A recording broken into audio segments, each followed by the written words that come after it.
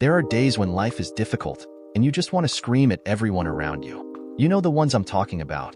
You open your eyes, suddenly realizing you're late because you've hit the snooze button too many times. You rush out the door, and the rest of the day is an uphill battle. Well, my day started like that, then it got worse, a lot worse by the time it ended.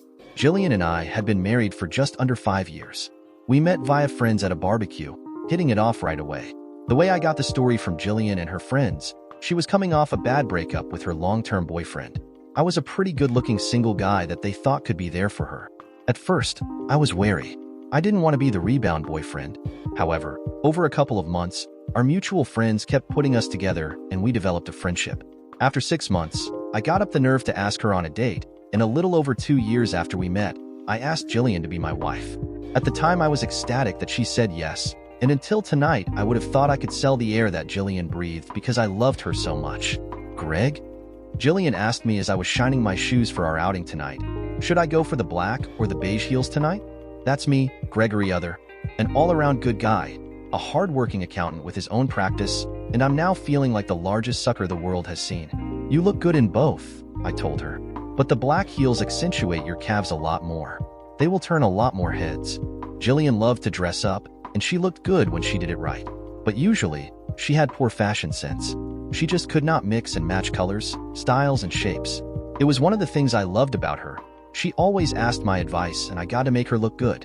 Aside from a late start to the day, it had been a tough day at the office. We were performing a couple of audits for a large multinational corporation. Delays and incorrect information were being supplied. Most of it was innocent mistakes. However, a few of the most recent spreadsheets being reviewed looked off. My team and I spent the day wading through data, correlating ledgers. We were getting frustrated at some of the weird and wonderful things managers were trying to get through. This included trips to strip clubs and, in some cases, hookers.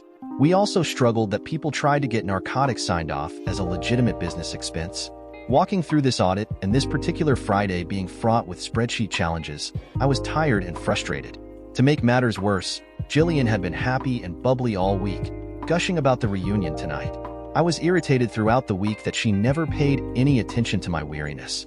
In the past, had I been in the middle of a tough week like this one, Jillian would have taken the time to listen to me, being compassionate and usually a little loving to lift my spirits. But this week, she was so focused on the reunion event that I felt like an inconvenience to her for the first time since we met. I wouldn't say I liked the feeling, but she was my wife, and if she was happy about something, I made an effort to be happy for her, regardless of how I felt. Tonight was a reunion for her high school year. It wasn't an official event hosted by the school, but rather something arranged by several people in the class. They had hired a restaurant and later the private area of a club for their graduating class and their partners. I went with Jillian last year, and I must admit, I got a few strange looks after being introduced as Jillian's husband, but I had a good time. This year, I wasn't quite looking forward to it. As I said, it had been a crappy week. But with my wife's enthusiasm and as a potential escape to my challenging audit week, I showered and shaved without complaint, put on my best suit, did my hair, and worked to shake the week off me to be the happy sidekick to my wife. From the moment we arrived at the restaurant, I could feel something was rotten. Jillian was immediately whisked away by several of the girls from her class, and I was left standing pretty much by myself. At dinner, we sat with our friends, Lena and Mark, who had introduced us, and I was pretty much excluded from the conversation other than to ask the occasional question. Jillian kept acting like her happy, bubbly self, but I noticed that she rarely spoke to me, and a number of people, including Lena and Mark, kept glancing at me with looks that weren't exactly comforting. As dinner was winding down, Lena and Jillian disappeared to the bathroom, and they were gone for quite some time. At the same time, everyone was breaking up to head to the club for a few more drinks and dancing. "What's going on, Mark?" I asked my friend cautiously, walking up to him when Jillian and Lena had not returned after some time. "Sorry, Greg." Mark startled a little when I tapped him on the shoulder.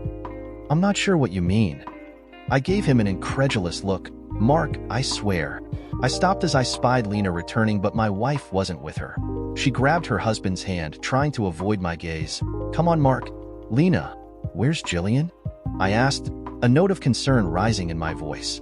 For a moment she froze, then she looked at Mark. A look passed between them. Then she looked at the fake houseplants around the restaurant for a moment. I could see her trying to figure out how to tell me something she didn't want to tell me. "I'm sorry, Gregory. We got caught up with a group, and she is catching a lift to the club with them." Without telling me, her husband? I asked, a note of anger rising in my voice. Lena, Mark, what aren't you telling me? I asked. Neither of them could meet my gaze. Without saying another word, I stormed out of the restaurant, got into my car, and drove to the club everyone was meeting at. It was a 10-minute drive, but I made it in 5. As I walked in the door, I saw it. My wife Jillian was dancing with some guy. His hands were all over her hips, and the way she was melding to him told me this was not the first time this had happened. I watched as my life ebbed away from me. Around me, people from the reunion filtered in. No one said anything, but I could feel their looks of pity as I stood just inside the entrance to the club. I am not sure how long I stood there watching, but they never noticed me as they danced. I stood there until I felt a hand touch my shoulder. The touch startled me, and I turned so suddenly that I just about hit Lena in the face. "It's Jillian's first love, Troy," Lena said flatly. I couldn't tell if she was happy, sad, angry, or disappointed. They pretty much grew up together, in the same preschool, best friends through primary school, and they dated all the way through high school. We all thought they would be together forever, until he got a scholarship to a university in the States, and they broke up. Now I knew the name of the pig. I knew a lot of the background. Hell, I had helped Jillian through a lot of the rejection she felt when he left. "They don't look very broken up to me," I muttered. "He's been back for a few months now, transferred in with the company he works for," Lena told me without emotion. I turned back to the dance floor. Jillian and Troy were still dancing. Lena kept talking and looking at them, and Mark stood behind the two of us. "They are meant to be together, Greg." The first touch of emotion in her voice. It was as if she was a doctor telling me I had terminal cancer. I said nothing. I mean, Jillian was so devastated when they broke up. She loved him so much. We never thought that she would meet anyone else. But then you met and it came together. Lena was trying to explain. My fists started clenching as the song stopped. We watched as Troy leaned in, cupped my wife's face, and kissed her. My fingernails drew blood from my palm. When the first drop of blood fell from my palm and hit the ground, it was almost as if the spell between them was broken. Jillian looked around the club at the people entering, and her eyes met mine. With a touching of hands, she separated from Troy and walked toward me.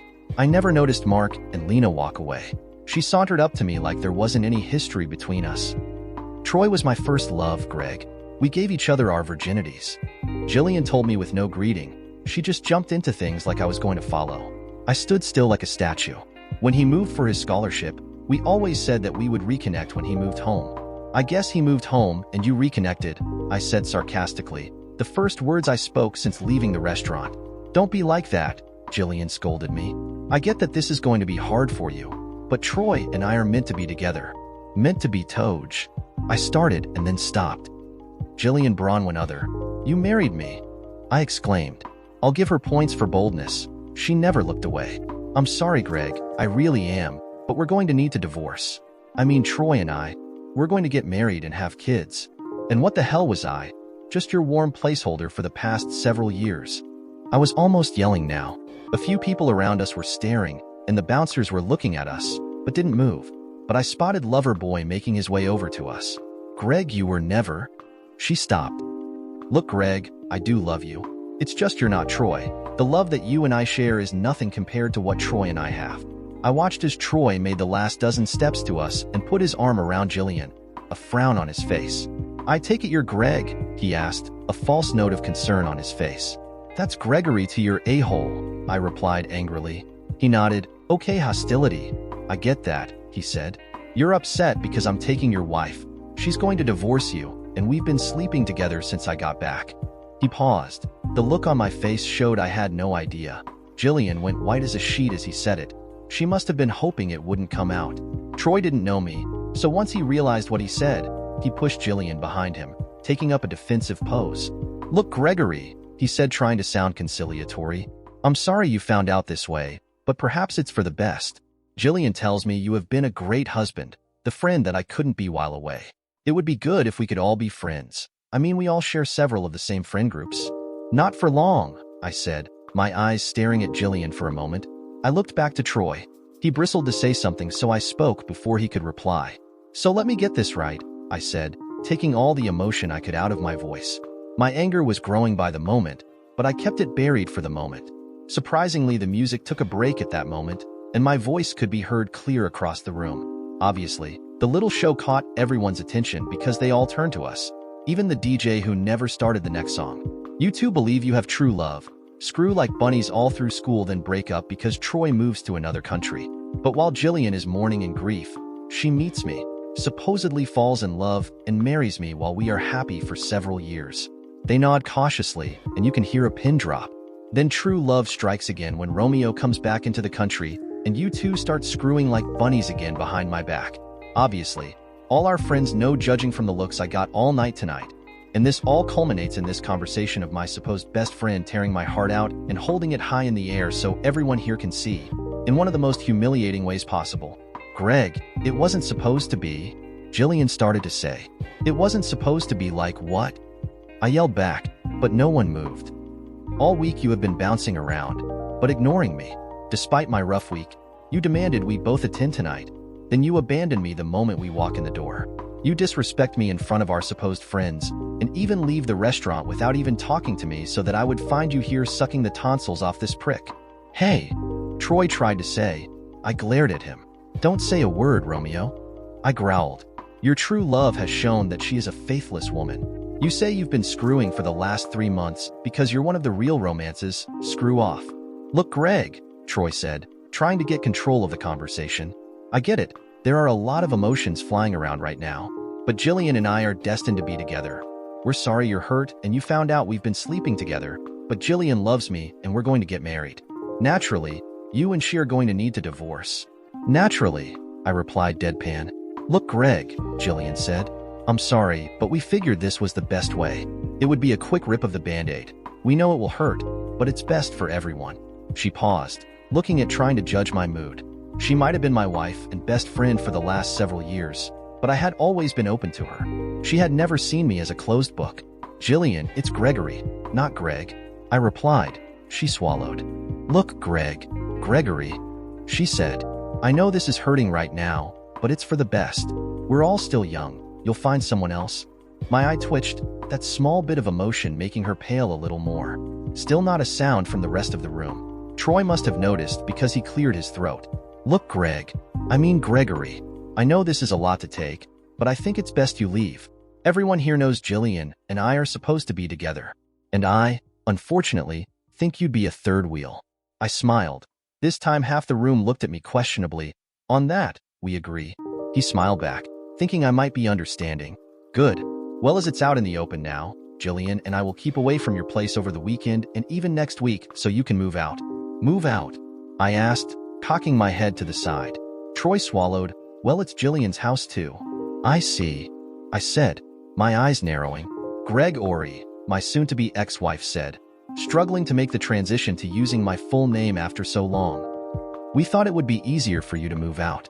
The house is perfect for Troy and me to have children in, and we figure it's too large for you, so we would sort something out. I see, I said, repeating myself, the last syllable sound like a snake starting to hiss. For a moment, no one said anything, and the silence stretched until the DJ thought it was a good time to start the music if there wasn't going to be a fight. As the music started playing, no one started dancing. Everyone in the room was still watching to see what would happen. Troy spoke loudly over the music. I'm sorry, Gregory, but that's how it is. I know you might not think so right now, but no hard feelings, he said, thrusting out his hand. I looked down at his hand, then back to his eyes, and the look made him pull back his hand quickly. If he could have seen inside my mind, he would have seen me severing that hand with the nearest sharp implement and then shoving the severed limb up a certain orifice. I decided that it was time to leave, so I turned and walked out. No one stopped me. The two bouncers on the door each opened a side and walked out in front of me. As the doors closed and the noise from inside went quiet. You okay, man? One of the guys asked. They had also witnessed what happened. No, not really, but that's, I suppose, anyone that just had that handed to them. I trailed off. You know, the other bouncer said, if you wanted to go back and to give that dickwad a couple of hits, we could wait a few minutes before pulling you off. For the first time all day I laughed. Both bouncers grinned. While tempting, no, I don't need a night in the watch house. Both nodded. Still, the first bouncer said, look, I've seen some shit over the years working clubs, but that is one of the coldest and underhanded ways to break up a marriage I have ever seen. For what it's worth, I'm sorry. I dismissed the sympathy with a wave. Don't worry about it. I think I'll just go home, I replied. And change the locks, mate. Don't let the 304 back into the house until you have to, the second bouncer added. I raised an eyebrow, smiling. We spoke for another minute, and I shook their hands before heading to my car and home. On the way home, I stopped by a Bunnings warehouse. It was late, and they were still an hour from closing, but I got what I needed quickly: new locks and deadbolts, a number of moving boxes, and some packing tape. Arriving home, I went through the process of changing the locks and assembling the boxes. Within a few hours, I had several boxes full of Jillian's belongings before I started feeling the adrenaline of being so totally and utterly abandoned by my wife and supposed friends that I had to sit down. I poured myself a Kraken and Coke, then fired up my laptop. I opened up our bank and started doing the usual things that one does when being betrayed by your spouse. I blocked, then canceled our joint credit cards. I opened a new account, then transferred half of our general savings and holiday accounts into the new account. It would all take a few days to clear, but I had a few $100s in cash so I could wait. With the sugar from the Coke and the rum hitting my system, I got a second wind and opened up our legal folder. Within it was a number of legal documents, including the documents for the house, 2 of the investment properties we had bought, and the prenuptial agreement that we had drawn up when we got married. Now I know what you're thinking: there is an adultery clause in it. No, in that you would be mistaken. For the most part, the prenuptial protected the assets within my businesses. See, when we started dating and got married, I had just started my accounting business. However, in starting the business, I got a couple of good mentors that gave me what was now sage advice, and we set the businesses that supported my practice in my name only, and both Jillian and I signed the prenuptial agreement that other accounts, my business, and all other subsidiaries were outside the scope of any separation. Now in hindsight, I am sure that Jillian agreed so easily because she knew someday she would likely betray me for her lover. But she had no idea how much that was going to cost her. That night I fell into a restless sleep, but I did manage to get a few hours until I woke and decided to take myself out for breakfast.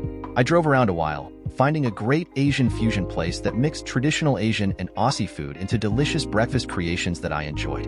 While I ate and enjoyed an extra strong coffee, I drafted a letter to a friend at one of the law firms that my company works with, outlining what was happening and to prepare for divorce proceedings.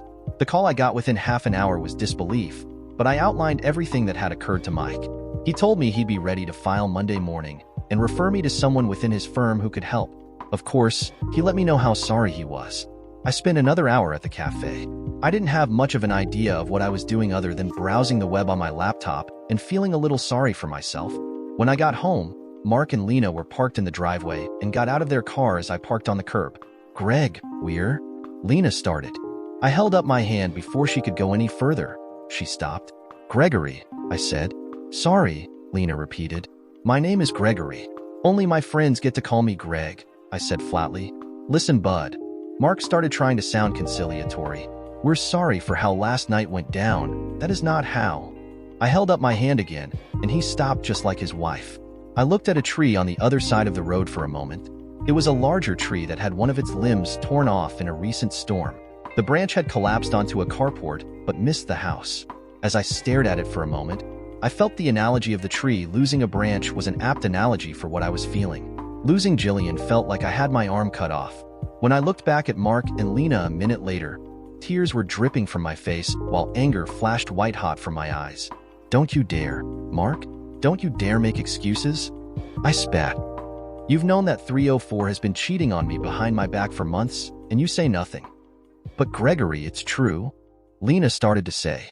"Love," I finished, interrupting her as I felt the warm tears continue to streak down my face. "Spare me the sanctimonious bullshit, woman. True love doesn't stab others in the back to get what it wants. True love is compassionate.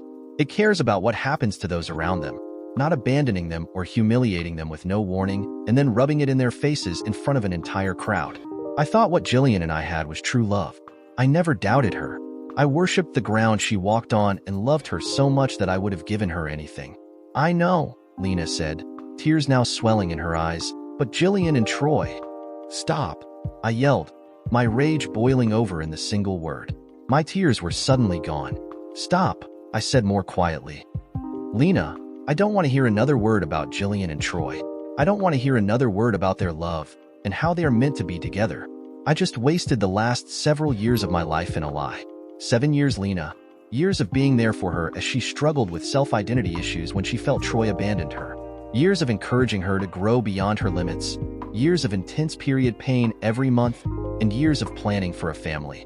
And let's not forget so many years of talking about growing old together. I've wasted years of nothing because I was only ever a plan B. But tell me why friend, I said, emphasizing the word. Why does the a-hole get to waltz back in after leaving her while I've spent years investing in someone I loved without reservation? They looked at me like a child that had no idea. I continued, the anguish and pain rushing out. He gets all of my hard work. He gets the woman I built up when he abandoned her. He gets all her friends that betrayed me before she has true love. At least on the last statement, they had the decency to look ashamed. Well, screw that, I exclaimed to them. She now gets what she deserves, and both of you were part of that. So get the hell off my property. Greg, Mark said. I glared. Look, I get it. This is not what any of us thought would happen. We honestly thought Jillian and you would be happy forever. We thought you would have kids. But Troy came back, and we can all see how much they love each other. We know it sucks, but they deserve to be happy. And what about me and my happiness?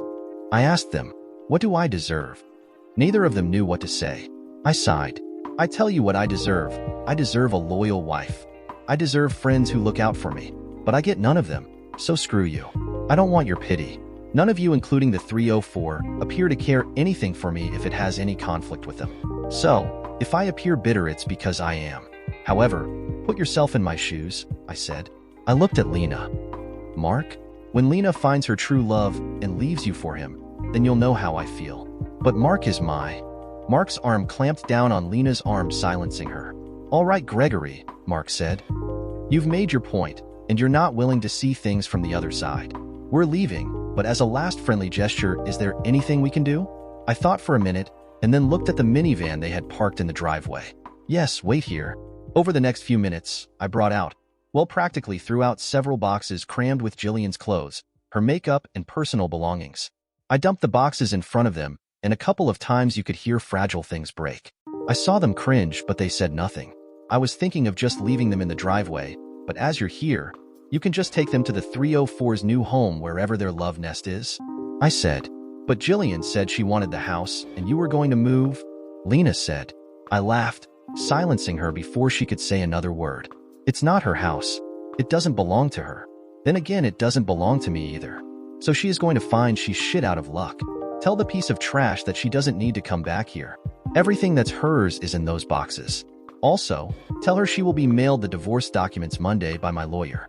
I've already removed all her stuff and taken myself off the accounts, so whatever is left is hers. You're not even. Lena started and stopped. What?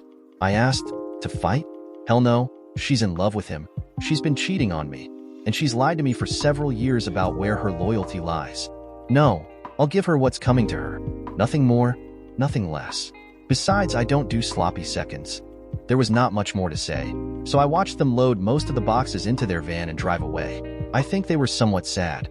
They knew by supporting Jillian they had lost my friendship, but if they were remorseful, I wasn't there to see it. That night I got drunk and cried like a baby. I got angry and put my fist through a wall. That done. I smashed a vase that Jillian and I bought on holiday for our first wedding anniversary. I raged at being abandoned by my wife and friends and destroyed most of the lounge room. If it wasn't tied down, I threw it. If it was tied down, I used everything else to smash it to pieces. I punched more holes in the walls along the hallway. I let the seething anger I had manifest, tearing most of the doors off cabinets in the kitchen and even putting a couple of big dents in the fridge. I woke hungover in the morning with a headache for the ages and bloody knuckles, possibly fractured hands and scrapes up and down my arms. I roughly put some bandages over my hands and arms, knowing that I would need to take myself to the doctor to get everything looked at. I surveyed the lounge room, noting that I would have to replace pretty much everything as not a single piece of furniture had escaped my wrath. Along the hallway, ragged holes were spaced unevenly as I took out my frustrations on the unsuspecting walls. In the kitchen, there were cupboard doors strewn all over the floor and appliances leaning in positions where they would never operate correctly. I winced as I looked at the 3 big dents in the fridge, a vague memory of how at the time. The punches I threw at the sheet metal door felt so satisfying. In the dented fridge, I found some orange juice that only expired a couple of days ago. So I grabbed a couple of Panadol and took a big drink. Within half an hour, the pulsing around the room had settled down and I moved into the lounge room, sitting on the floor between broken chairs and sat gazing at the cracked TV. The rest of my day passed in a blur. I took myself to the doctor and got my arms looked at. Both my hands had hairline fractures and they would need to be bound for a while so they healed. I got messages from a number of people. including Mark and Lena, but I didn't respond to any of them. I ended up heading to bed that night not having any idea if I did anything that day other than stare at the TV and go to the doctor. The next day was Monday, and I headed into the office at the usual time. My usual routine first thing was to run through emails from Friday as well as anything that came in over the weekend, then prep for a 9 a.m. team meeting to plan for everyone's actions throughout the week. I had a team of 15 people and, for the most part, we did good work. About 8:30, my office admin, an older lady in her 50s by the name of Colleen, came into the office, took one look at me, pulled out a chair and sat down. "That bad of a weekend, eh?" she asked, looking at the bindings over my hands and arms. I had never said a harsh word to her in the 3 years we had worked together, but when I glared at her, she gulped. "Gregory, I'm sorry, it must have been bad. What happened?" she asked. I sighed and stared at my screen for a moment before taking my hands off the keyboard and turning to face my office admin. "Jillian left me for her true love," I admitted in a very expressionless voice. "What?" Colin exploded. "No, you're making this up. Seriously, Gregory, don't." I held up my bandaged hands as I felt my eyes tear up. I shook my head. "It's true," I told her. Friday night we had that informal class reunion. It felt like all her classmates knew it was going to happen. That included Mark and Lena. They all knew that Jillian and Loverboy had been cheating behind my back for months. They all just chose to ambush me with the fact Friday night. With that, I broke down and cried. For the first time since we met, Colleen came around the desk and hugged me. As she did, I could feel her own tears begin to fall on my shoulders. I told her how Saturday I got drunk and in a wild rage, destroyed most of the furniture in the house, putting holes in the walls of at least half the house. I told her how I took myself to the doctor yesterday to get my hands bandaged, all the while nursing the hangover of the ages. By the time our morning stand-up came around, both of us had tried to dry our eyes as much as possible. Colin ushered everyone into our big meeting room on time, and once they were seated, I came in and sat down. "I hope that everyone had a good weekend," I said, getting a number of nods around the room, but everyone was trying not to look at my bandages. "This week," I started to say, and Colleen interrupted, this time putting her hand up to stop us.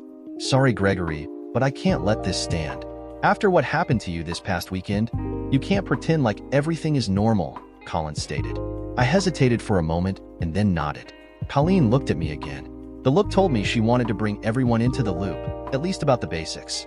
After a moment's thought, I nodded permission, knowing that she would only share that which would be helpful.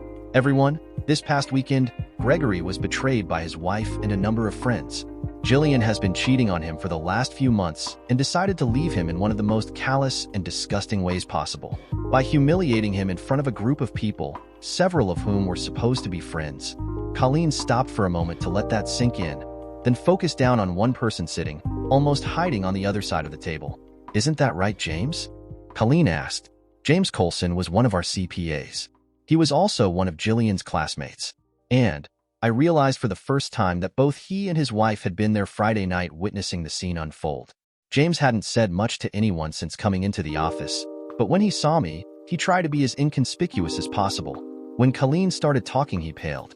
When she called him out, he tried to melt into the seat he was sitting in as every head in the room swiveled to focus on him. He said. "James," Colleen retorted in a stern, grandmotherly voice. "Were you or were you not there on Friday night?" "Yes, but," James tried to say. "And did you? Or did you not know that your employer's wife was having an affair with someone from your class?" Colleen asked firmly. James swallowed. "Be honest, James." James looked down at the table in front of him. "I did," he said very quietly. For a moment no one said anything. The air in the room was palpable. Until today, I would have thought everyone in the room had each other's back. Almost everyone in the room was bristling, an angry undertone directed at James. "All right then, James," Colin said after a few moments. "Right now, I think you need to leave the room. I think you need to think about your future with this firm, because if we find out that you supported Jillian at all in the events of this past weekend, you will be fired for cause. Do you understand?" He swallowed again, then stood. "I understand," and tried to walk out of the room as quietly as possible. No one said anything. For the most part, I had forgotten that James was part of the room on Friday. As everything happened, I hardly noticed anyone except the major players that were ruining my life. I cleared my throat. "Everyone," I said, trying to bring us back to the moment. "I'm not going to lie, my personal life sucks, and you can all guess that my weekend was not enjoyable." I held up my hands to emphasize the point. But we all have a job to do and clients to look after. This week, I'm just going to trust that you all have each other's backs, and if you need anything specific, let Colleen know. I'll be here, but if we're all real about what's happening, I'm going to be a mess. So please bear with me. I almost cried again as everyone around the room poured out sympathy and words of support. Lastly, I said, this one is hard for me to say, but don't crucify James yet. I get that you're all angry and James is an easy scapegoat, but let's spend some time and get the full story before we execute one of our own. I got a number of mumbles, but everyone agreed. Colleen ran the rest of the meeting for me. Then, breaking the meeting up, I headed back to my office and stared out the window. A few minutes later, Colleen knocked. Turning to the doorway, I saw her standing and waiting, a very chastened James standing right behind her. I ushered them in and James appropriately closed the door behind him before taking the seat that Colleen pointed him to. I think you and James need to have a chat, Gregory, she said simply. I nodded, sitting down in my chair as James sat down on the other side of my desk. I kept staring out of my office window, my mind still a whirl of emotions. It was not even 10 in the morning, and I could do with a drink. James cleared his throat. I turned my eyes to him, and he looked down. So, I said, an accusation heavy in my voice. Gregory, He stopped, then laughed for a moment. Something funny? Colleen asked, just a hint of anger underneath her usual professional manner. James smiled at me, but it was an unhappy smile, sorrowful and full of grief. No, nothing is funny about this whole situation, James lamented. My boss is betrayed. Our entire class is divided, and in addition to my wife screaming at me all day yesterday, I am about to lose my job. So no, nothing is funny, but I either laugh with a little gallows humor or I cry. I smiled cautiously back at the guy. I always did like James. He was hardworking, and until this morning when Colleen brought him to my attention, I thought he would be with us forever. I smiled back. James, why don't you start from the top? I asked, trying to sound casual and supportive. He nodded, adjusting himself awkwardly in the chair he was sitting in. I suppose you have heard too many times now about how perfect Jillian and Troy were together in high school, he asked me. I nodded. In the past few days, I have heard nothing else but, I responded. He nodded. In high school, I was always a math geek. I wasn't bullied, but neither was I in the popular crowd. However, we all watched Jillian and Troy. They were the king and queen of our year. James looked at me for a reaction. Getting none. He continued. When our final year was winding up and university placements were coming out, we all thought they would be going together. But the entire school was shocked when Troy announced he would be heading overseas without Jillian. Again he paused. I nodded. I knew some of this story, and wordlessly I gestured for him to continue. Well, they broke up the week before school finished. Troy ended up going to a few parties, but Jillian never went. Over the break between the end of school and starting university, I saw Jillian twice. She looked broken and withdrawn.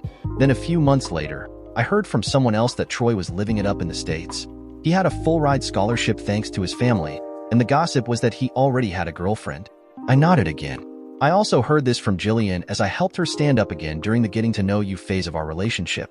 She had cried into my shoulder a few times in the early days about how it hurt that Troy would abandon her and take on another girlfriend. It was on the back of one of these conversations that Jillian and I shared our first kiss, and I asked her out on a date. After that, Troy started to become a distant memory to Jillian. That is until recently, James continued, bringing me out of the memory. Well, I headed off to university myself, got my degree, met and married Sherry, and felt fortunate to land a role here. His smile was a little bittersweet. I was surprised when I learned that you had married Jillian, James admitted. Honestly, I was pleased to see how happy she was with you. I mean, Troy leaving hurt her so much. To see that she landed with a good man that helped her land on her feet made me glad at the time. For a moment, James became lost in his own thoughts, so I jumped in. So when did you learn about Troy and Jillian's affair?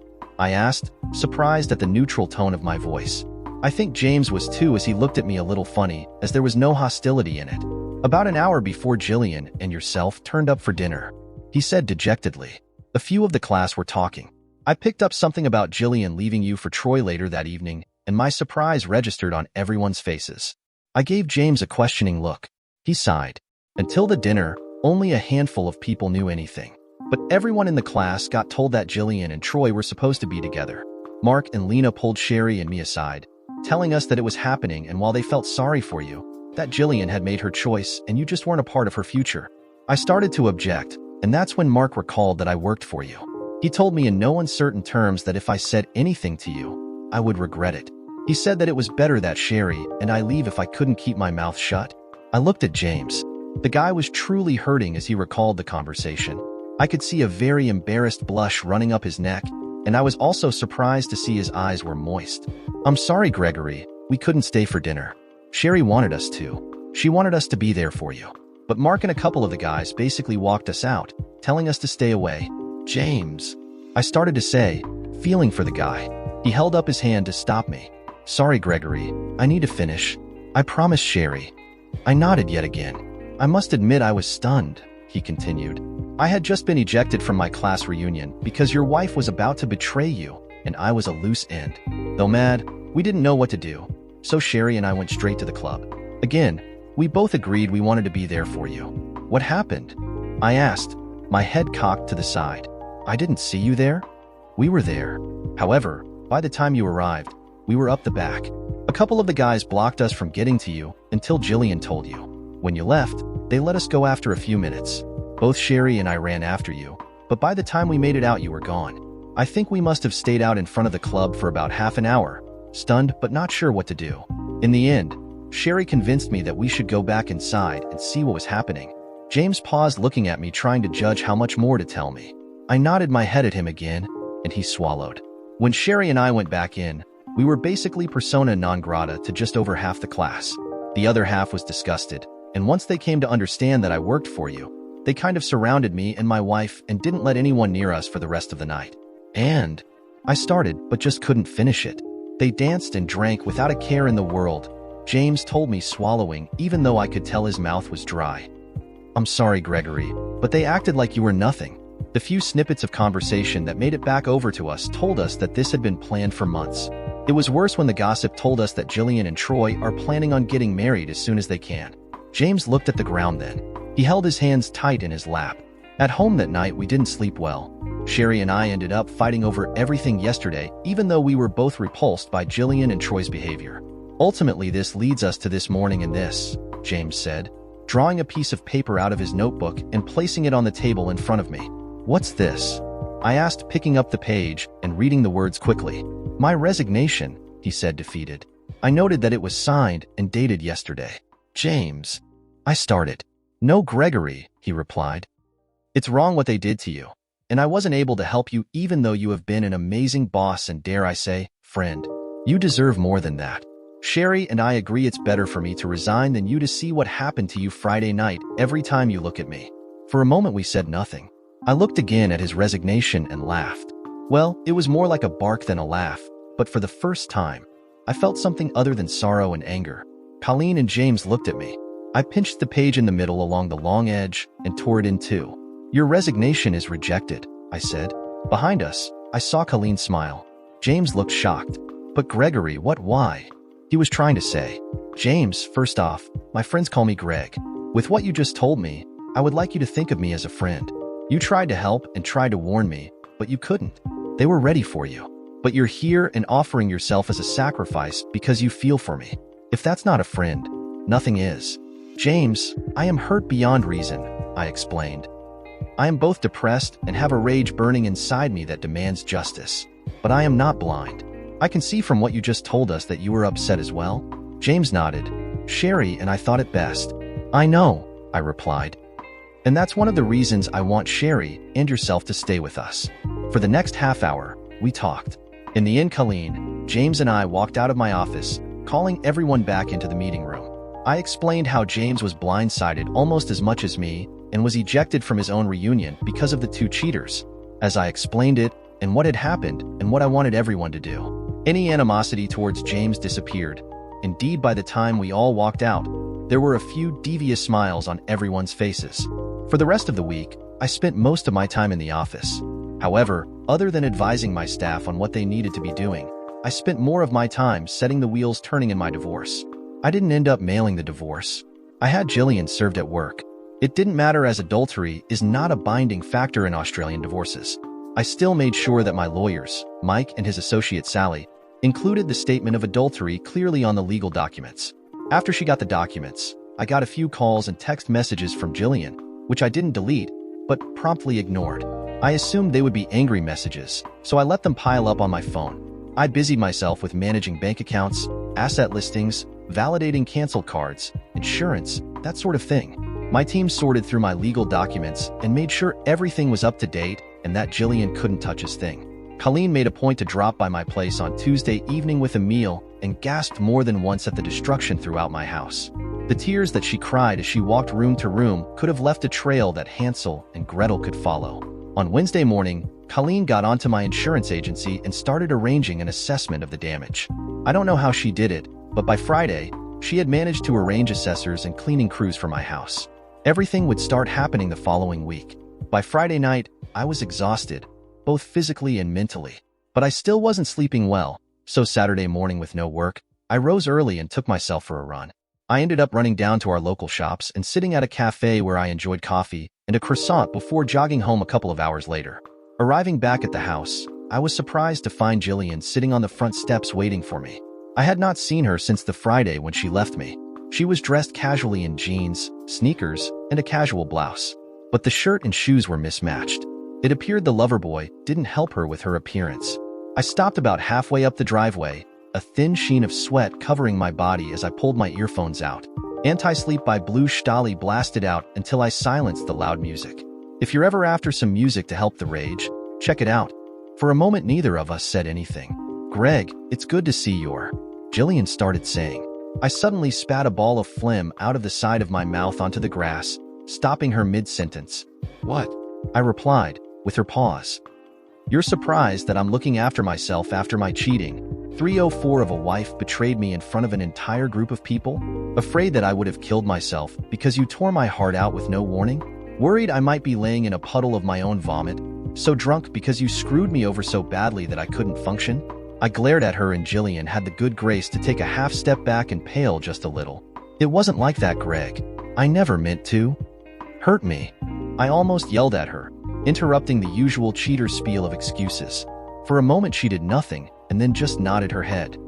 "Like I believe that, Jillian, you purposely, and I do mean purposely, lined everything up to very specifically tell me you were leaving me in front of people I thought were friends. You purposely set out to destroy me." She looked at her feet.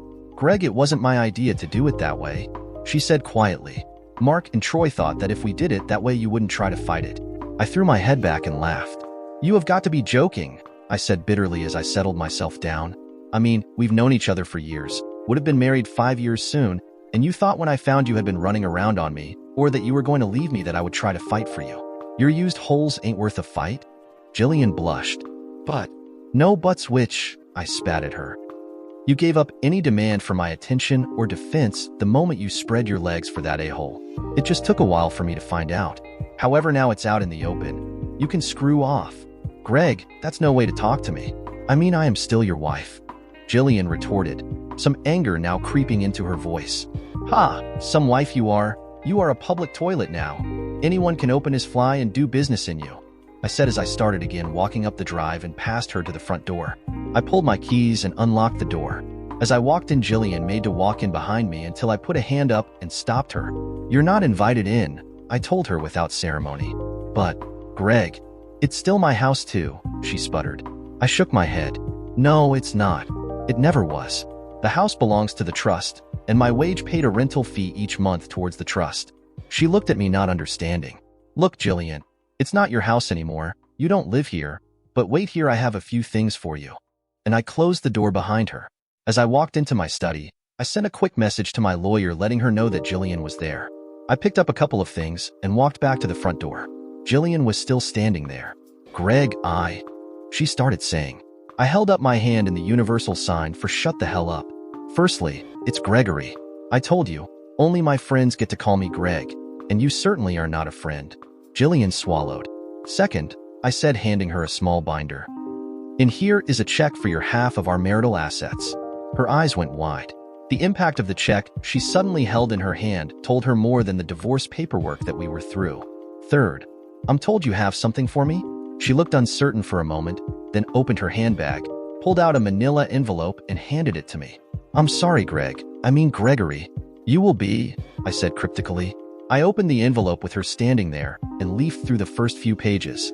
I snorted and looked up at her. Jillian blushed. knowing I was reading that in response to my divorce petition, she wanted 75% of our savings and 50% of my business. I leafed through to the back and then came up against the next document, which was a restraining order that would go into effect Monday, barring me from the house or from knowingly being within 100 meters of Jillian or Troy. Really? I asked, eyebrows raised. At that moment, she couldn't look me in the eyes. She knew that everyone had gone too far. To be honest, Jillian had always gone with the flow. Now it was going to hurt her much worse than she ever thought. I pulled out my phone and called my divorce lawyer. I stood staring at Jillian as she pawed the ground with her feet. Sally, Mike's associate and my now divorced lawyer, picked up on the second ring. Hi, Sally. I have Jillian standing in front of me, in front of my house, and aside from her demands responding to the divorce petition, she is presenting me with a restraining order that, in addition to staying away from her and the shit stain, includes my house, in which she no longer lives. As I listened to Sally swear like a sailor, I watched Jillian turn a few shades of red as she could clearly hear the cursing on the other end of the line. Sally would deal with it and tell me what to do. So, I said, addressing Jillian as I hung up, how does it feel to be one of the most despicable human beings on the face of the planet, Jillian? For a moment she said nothing. It's not like that, Gregory, Jillian replied quietly. I convinced Troy that we should give you until Monday to move out so that we could move in. I laughed. You can't move in. It's not your house, I said, restating the fact.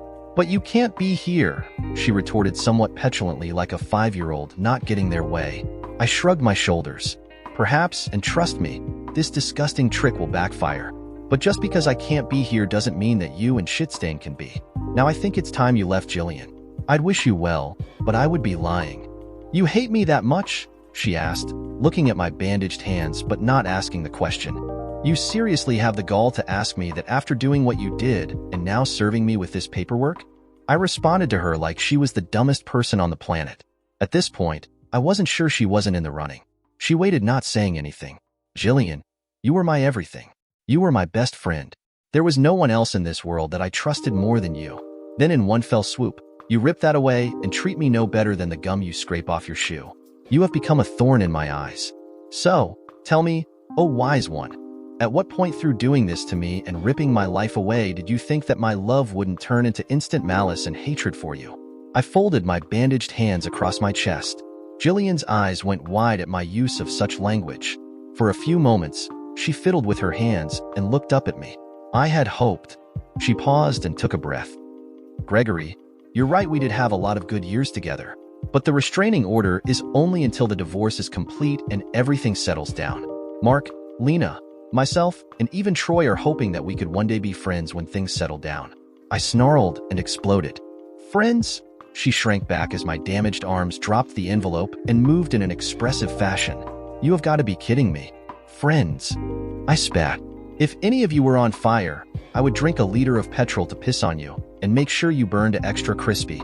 Friends, you are one delusional shitbrain, I exclaimed again, noting movement behind her. Mark and Lena were moving quickly up the drive. I saw the a-hole himself standing back at the curb. It looked like they had gotten out of a large truck on the other side of the street when I exploded at Jillian. Oh look, here come our friends now, I hissed, glaring at them. Greg, Mark said, coming up behind Jillian. Settle down, mate. You don't need to. Screw off, dickhead. I shot back at him. We are not mates, friends, or even friendly associates anymore.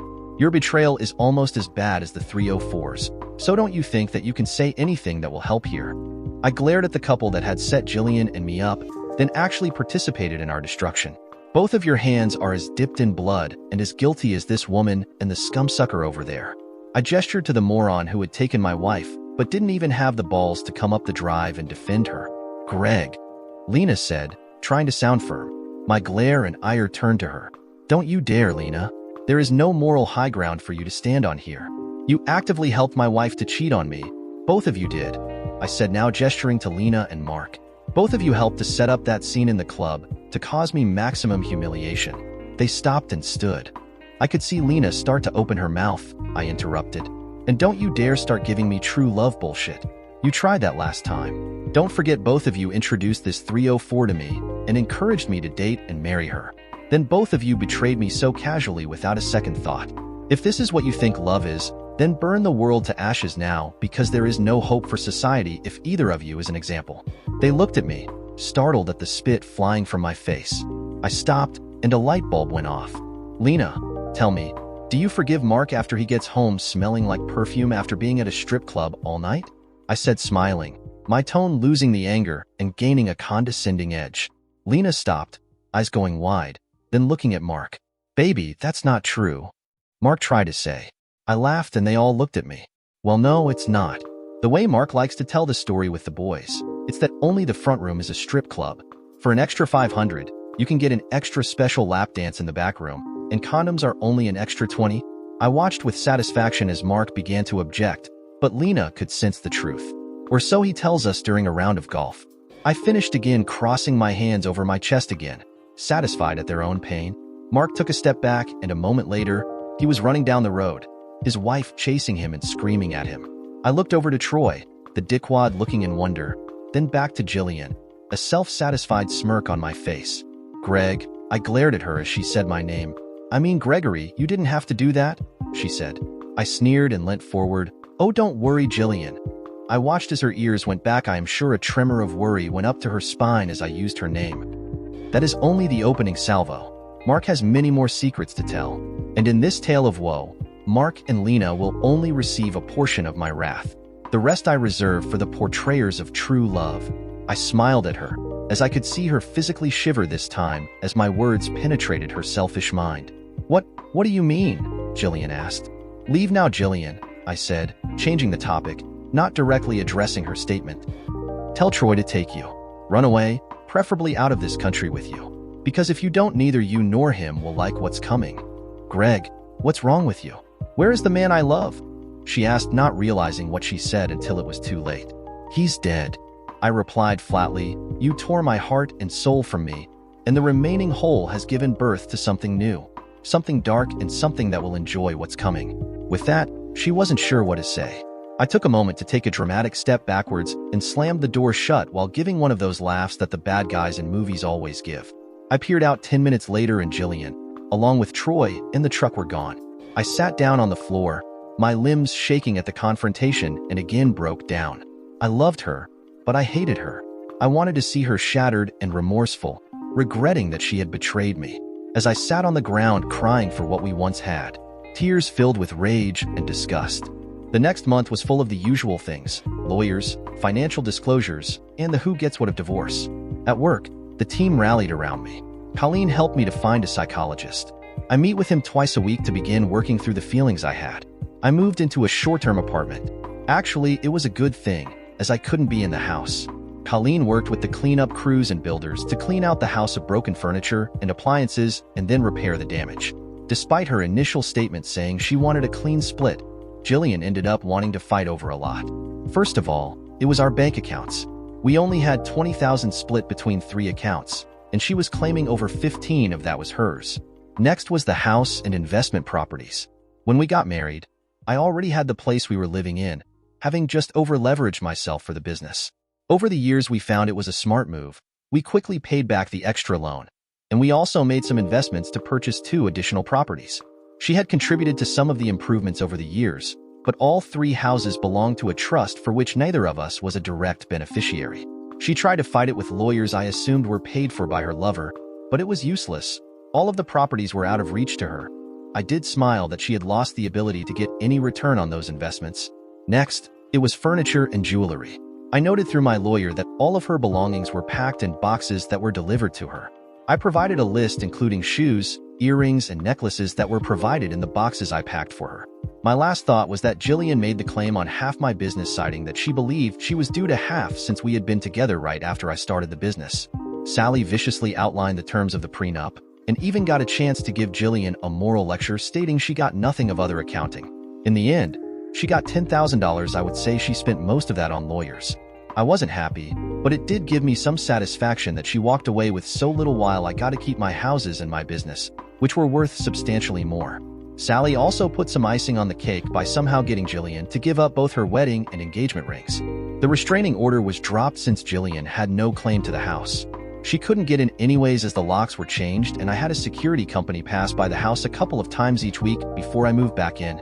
With the final terms set, we had a couple of months to wait for the divorce to be final. I didn't hear much from Jillian. However, James and Sherry got a lot of questions from those from the reunion that they were still speaking to, and they both firmly asked everyone to back off. James did learn that Jillian and her lover were residing in an apartment in town provided by the company he works for. He had a 6-month lease and then either had to pay for it himself or find another place. Putting 2 and 2 together, it appeared he thought that by getting together with Jillian, he would have a ready-made house. Too bad, pig. The next surprise came in August. It was a couple of weeks from the divorce being final, and it was now into tax season here in Australia. There are a few busy times for accountants throughout the year. For small businesses, August and September are the busiest as they want to get their taxes done and refunds sorted out as quickly as possible.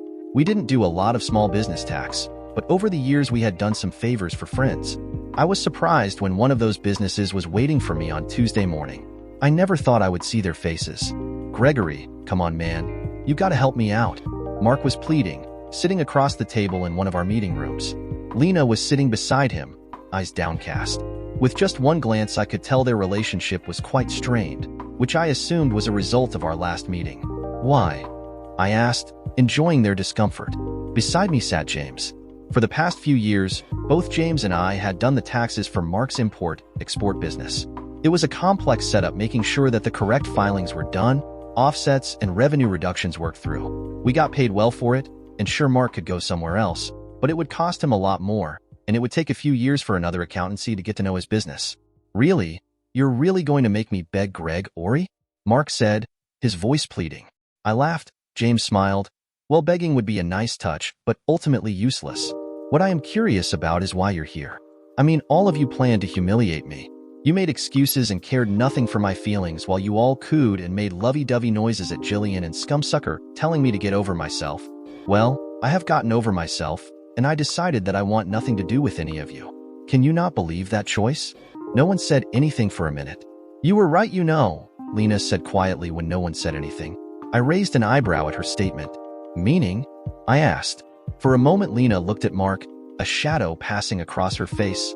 I was surprised at the anger, but then it passed to be replaced by sorrow.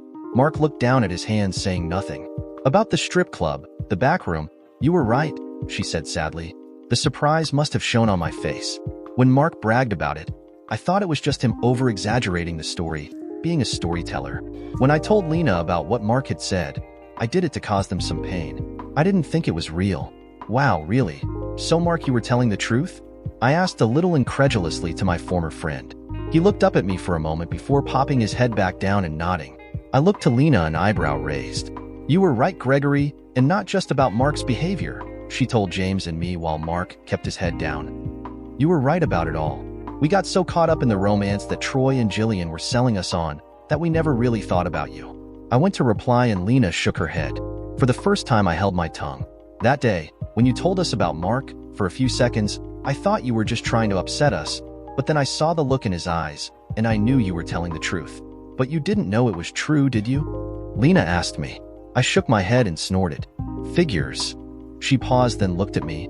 I was surprised to see sadness there, and that it was aimed at me. "I think we all knew you would hurt Gregory. When he came back and then a few others brought it to us, we all knew that it was wrong and buried ourselves in the illusion that it was true love, and lied to ourselves that it was right.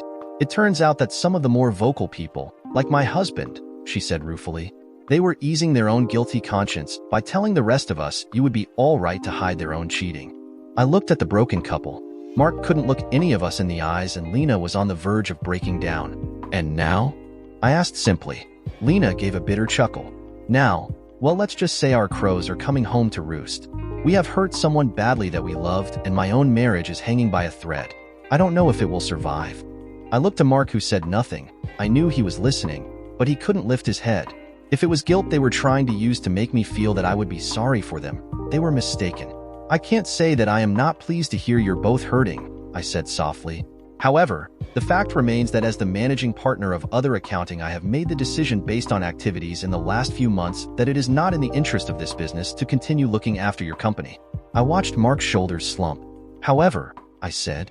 Mark looked up at me with something akin to hope. "I am not without a degree of mercy. While you don't deserve it, I can recommend 3 firms that would be willing to take on your account. James here has a list of their details." James slid a piece of paper across the table. "If you're interested, just let James know, and we can send your previous year's financials to any of them." The sudden hope in Mark's eyes became a dull stare. "That's it?" Mark asked. "A recommendation? You really are done with us?" "Yes," I replied, shrugging my shoulders. "You chose to shit on my marriage over by supporting Jillian and the pig, using terms such as true love, and meant to be together without remorse. You were even smiling, laughing, and joking as you did so. This is causality, cause and effect. You screw with my life, I screw with yours." With that, I got up and walked out of the room without bidding a farewell. A little later, James came in and let me know they had chosen someone, and he would hand over the details in a couple of days once Mark and Lena signed the required forms. The same scene was repeated about 3 times over the next month to another 3 clients who were classmates of Jillian's that supported her in her infidelity and came to understand I would no longer do business with them. Surprisingly, though I lost 4 clients, I picked up another 6. Other people from the class who in no way supported what happened and wanted to do me a good turn by bringing work my way. It's not like other accounting needed the work, however. I didn't say no. August turned into September, and the final divorce decree came through. By this time, I had moved back into the refurbished house. My arms fully healed and no longer itching. I could admit to myself I did miss looking like a boxer, but I would not miss the itchy feeling of the bandages.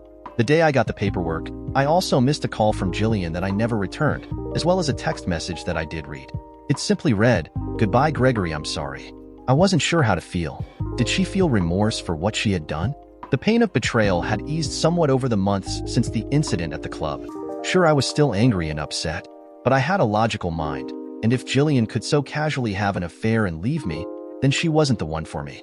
That weekend, Colleen and several of the members of the team from work banded together and came around to my place unbidden for a friends and family barbecue.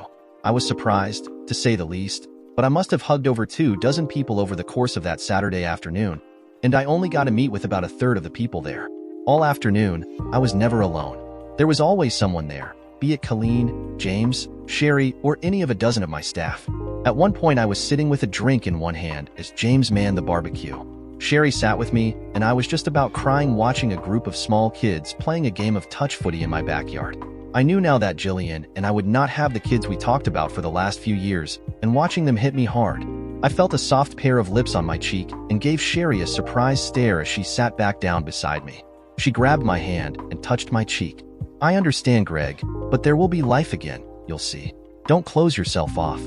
This afternoon you have a lot of people whom you know, and some whom you don't here to support you. Friends, work colleagues, family, and everyone here knows we are here to support you. It wasn't fair what they did to you. They hurt James and me as well, but that was only splashback. So we need you to know we are here for you." Sherry hugged me for a few minutes, as I know I was crying. A moment later, I felt a hand on my shoulder and James was there as well, a look of compassion on his face. This was followed by another hug from Colleen and several other staff. A few times I felt eyes on me or soft touches letting me know I had support. However, I was pretty much a wreck for most of the afternoon, but I never once felt awkward. The following week at work I felt a lot better. Staff noticed me smiling and even exchanging a joke or two, which hadn't occurred for quite a while. In the weekly staff meeting, I thanked everyone for coming and helping me, calling out both James and Colleen, with a special mention to Sherry for showing me there is life after betrayal. That week we also had 3 new clients, 2 of them very large corporations. It appeared that we had been recommended by one of our older clients. The corporations needed some external deep financial analysis, and we got recommended. We assigned workloads, and for the first time since Jillian left me, I decided to jump in on the forensic audit for one of the companies. It was good work. We had a 3-month window to produce results, so we got to it. In the evenings, I got myself into a routine of cooking dinner and keeping fit. I knew I could throw myself into work or worse, into booze, but I wanted to rise above betrayal and find life again. Thanks to Colleen and the staff, I had hoped to be more than just another divorce statistic. It was Thursday evening, 2 weeks after the barbecue. I was making myself a quiet dinner of lamb cutlets and gnocchi with an apple mustard reduction when the doorbell rang. Having just finished cooking, I threw the tea towel I was using on the table, walking to the front door. Opening the door, I was stunned. A beautiful blonde woman was standing there, a little over 5 foot. She looked nervous, but before I could greet her and ask how I could help, she stepped into me, pulled me down by my shirt, and kissed me. For a moment I was shocked, but her lips were soft and supple. I could taste mint on her breath, and before I knew it, I was kissing her back. Her arms went around my waist, and without thinking I pulled her to me, our lips never parting. It may have been 30 seconds or 30 minutes. I had no idea how long we kissed, but I know it felt amazing. As we parted, I looked into the face of the stranger whom I had just been kissing and was surprised to find a trace of tears in her eyes. However, again, before I could say hello, she stood back and slapped me. Not hard, it was more of a gesture, but it was a slap nonetheless. I stood there shocked, and I know it showed on my face. The woman's face was sorrowful, but also full of compassion. "I'm sorry, Gregory, that wasn't a great way to say hello," the woman said. Her voice had a sultry sound but was also firm and demanding, kind of like a young Helen Mirren. I cocked my head to the side looking at her, wondering who she was. Sure," I said, leaving the question unsaid. The woman smiled. "Rebecca," she said simply. "Rebecca," I repeated. For a moment neither of us said anything. "So, Rebecca," I said, looking at her questioningly. What brings you to my door this evening?" She smiled coyly. "You," she said simply. "I suppose I should gather that based upon your greeting. But why are you here to see me?" I asked, a smile tugging at the corner of my lips. She was like a little kitten playing with a new toy. "Because you need me to be here," she replied, a smile also being there. "Really?" I replied. "So tell me, why do I need you? I mean, I like kissing a beautiful woman as much as the next man. But to follow that up with a slap when I have no idea how I offended such a gorgeous creature after such a wonderful kiss, that I am perplexed." Now I saw merriment in her eyes. "You think I'm beautiful?" she questioned me. I nodded. "And gorgeous," I added, repeating my words. Rebecca's smile broke upon her face, and I was smitten with a woman I had known less than 5 minutes. "Thank you, Gregory," she said. Then she blushed and looked down. She was wearing a dark blue sundress that contrasted beautifully with her blonde hair. I caught a glimpse of some well-toned calves that went with a classically beautiful face, high cheekbones, large blue eyes, and a cute nose. She would make any man turn his head as she walked by. "Something smells nice?" she asked, sniffing the air. I sighed contently with the game and opened the door, inviting the strange woman that appeared to be here for me into the house. I was pretty sure that she was harmless, and I was curious about what she wanted. We talked about nothing for a moment as I escorted her into the kitchen, retrieved a glass, looked at her for a moment, and then poured her a nice Shiraz I had been drinking recently. I placed the glass down in front of her as her neatly manicured eyebrow raised, and stepped back into the kitchen and finished preparing dinner. Fortunately, I was preparing leftovers for lunch the next day in the office, so I quickly got a second plate, putting together a meal for Rebecca. She watched me as I prepared, just holding the wine but not sipping it. I placed a plate down in front of her, one in the seat beside her, and returned with cutlery and my own glass of wine, but only after dimming the kitchen lights. Rebecca giggled as the luminosity of the room went lower. "Our first date, and you ordered for me," she positioned casually. "Well, a woman likes a man who knows what she wants," I replied. Rebecca then threw her head back and laughed. She then looked me in the eyes and raised her glass. "To Gregory Other, showing that even wounded, he still knows how to treat a lady," she said, toasting me. We clicked glasses and sipped our wine, smiling. I let Rebecca taste the meal first, and as she cut off a decent chunk of meat and dipping into the sauce reduction, I watched her eyes go wide. "Gregory, this is amazing, thank you." I nodded and did the same. It was good. I got the sweet and acidic nature of the sauce just right for my tastes, and it sounded like Rebecca's. "So Rebecca, no more games, please. Who are you and what's happening here?" I asked. She took another bite and another sip of wine before turning nervous. "First off, thank you, Gregory. There are many ways you could have handled what I did there, and you did so with absolute grace. I was standing outside your door for almost 20 minutes before I knocked."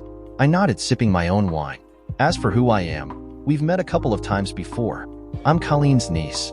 She let that sink in for a moment, and the light bulb went off in my head. Rebecca, yes, sorry, but you look so different than last time we met," I replied.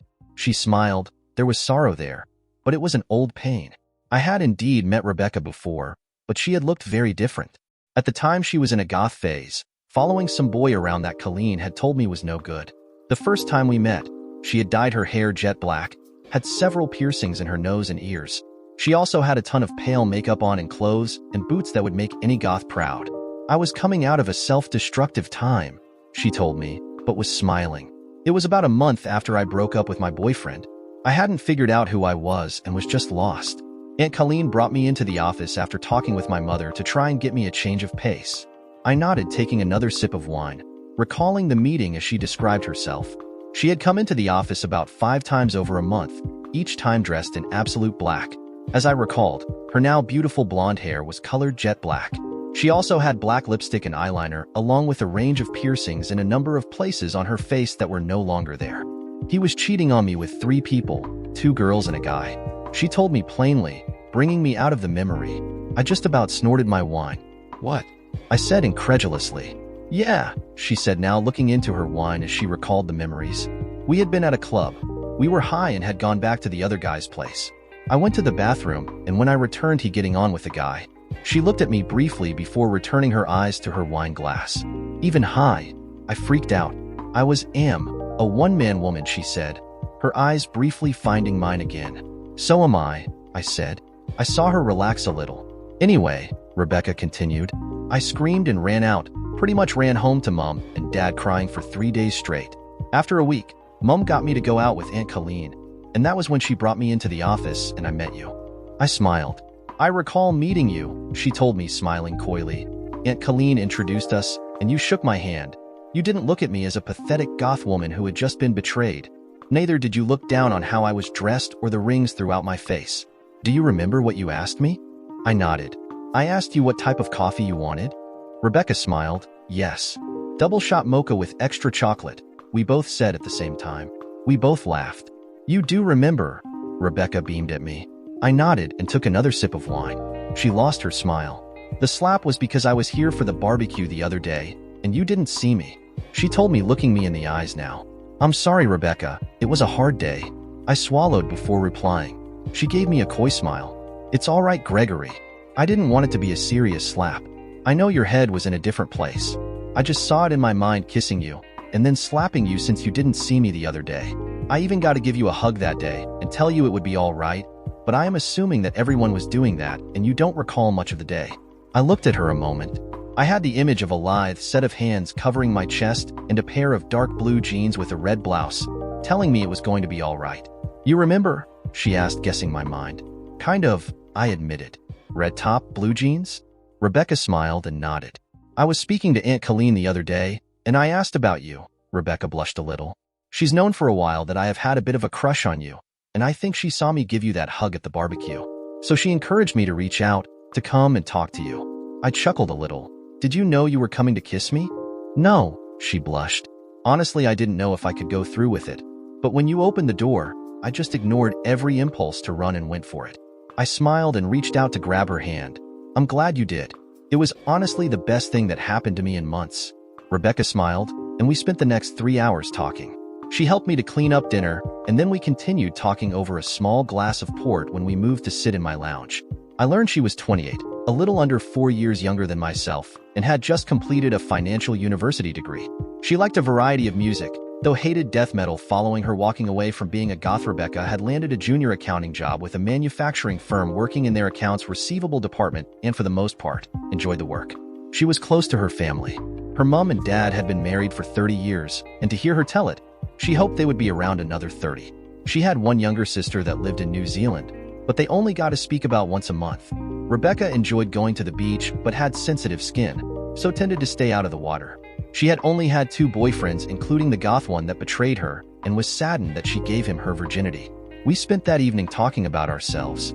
She learned that I was estranged from my mother, following a family squabble after my father passed away suddenly.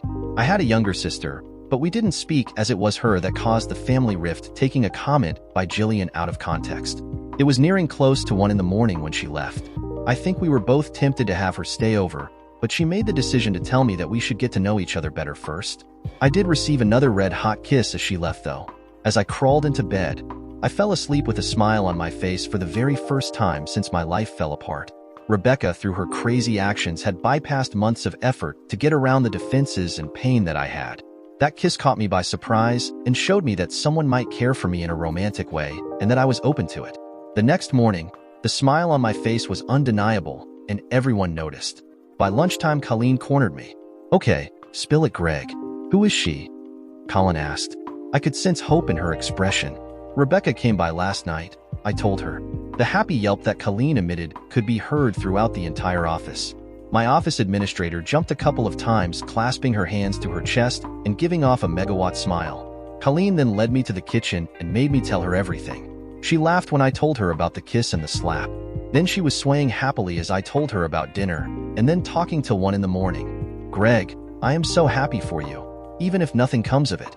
To see you get out from under what Jillian and the scumsucker did to you is worth it.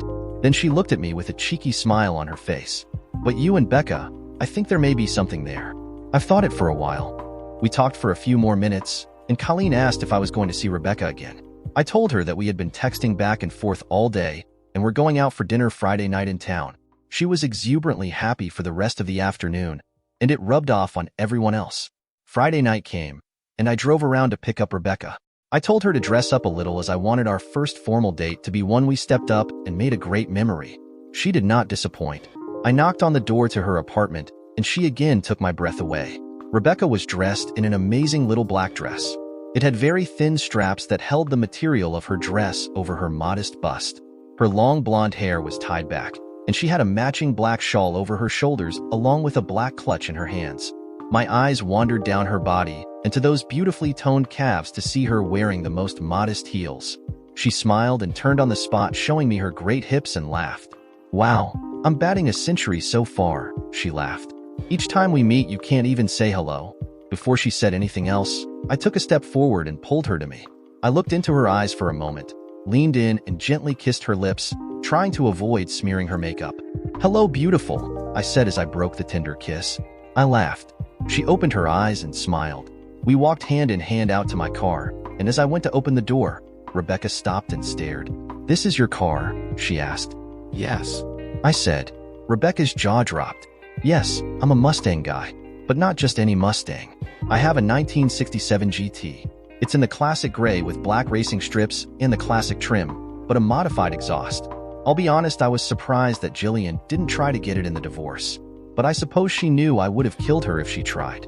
This car was my pride and joy, and only ever came out for special occasions. I opened the passenger door for Rebecca.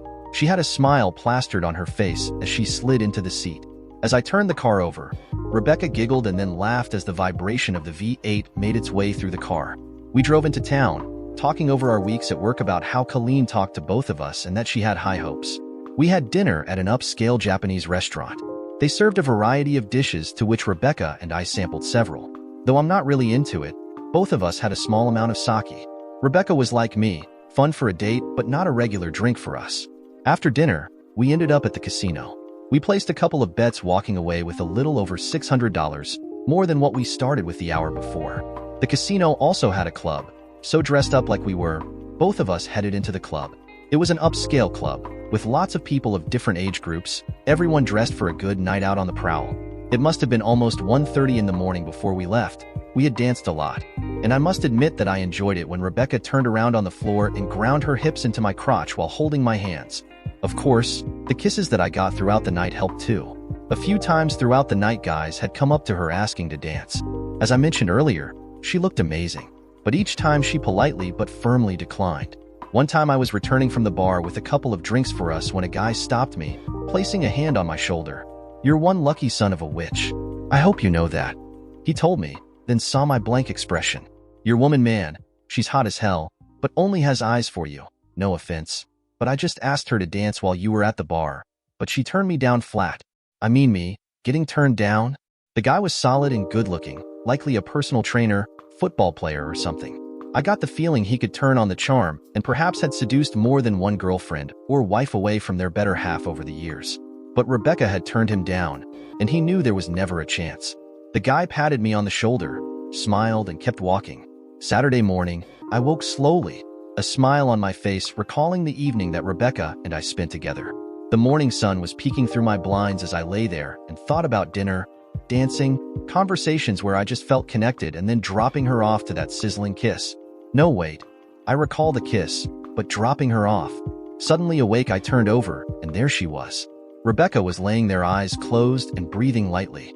I looked at her face and recalled that without verbal agreement we came back here to my place. Then without words, she followed me into the bedroom, took off her dress, and climbed into bed with me.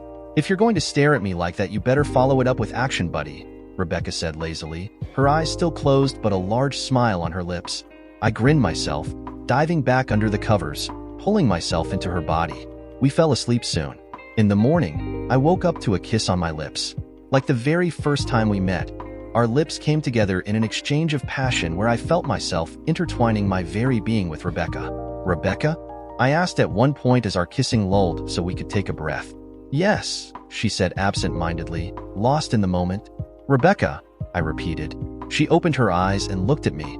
I saw desire, a good splash of lust, but there was something else there too. I scant dare to imagine the word that described it, also afraid that the feeling was reciprocated in my own eyes. Love. For a moment, she stayed in that sleepy place, but I think she caught my tone. Gregory, are you all right? She asked, doing a double take. If you're worried, we didn't do anything, just kissed and slept.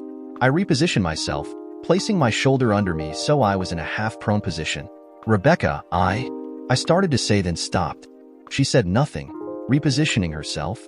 It was only a moment, but the sheet quickly fell and I got a glimpse of a beautiful pair of breasts. Rebecca noticed, but she quickly pulled the sheet up, knowing this was a deep moment, not yet time to play. She waited for me to find my words. I'm scared, I admitted to both of us. What Jillian did hurt me in ways that I don't adequately know how to express. I felt like I could never be enough, that I was a failure as a man. Rebecca nodded, again saying nothing, giving me space. I've been through so many emotions over the past year. Pain, rage, sadness, hopelessness, desperation. But now I have fear, but it's not about Jillian. I'm scared about you, I finished. Rebecca shot a hand out and cupped my cheek. The look of compassion she gave me almost brought me to tears. I get it, Gregory. Jillian hurt you badly. Rebecca spoke quietly but firmly. As much as what I went through hurt, you had fully invested yourself to her. You attempted to bond with her, and you got rejected. I nodded, then drew in a breath. I'm scared, Becca, because I am worried that I'm falling in love with you. I'm broken, damaged, and what if I can't give you what you need? In a move that I didn't see coming, she pulled me into her, my head ending up on her chest. Shush, my beautiful man. Don't you worry about that, she told me. I see that you're hurting. I want to help you heal. I don't want you to worry about what love you can give me. Just give me what you can, but never hold it back. I pulled my head up off her chest, and for a moment we looked deeply into the eyes of each other. Moments later our lips met. Our passion flared and I gave in. My hands began to roam her body. Take me, she said simply. It started slow, but Rebecca and I made love for almost an hour. Not many words were exchanged.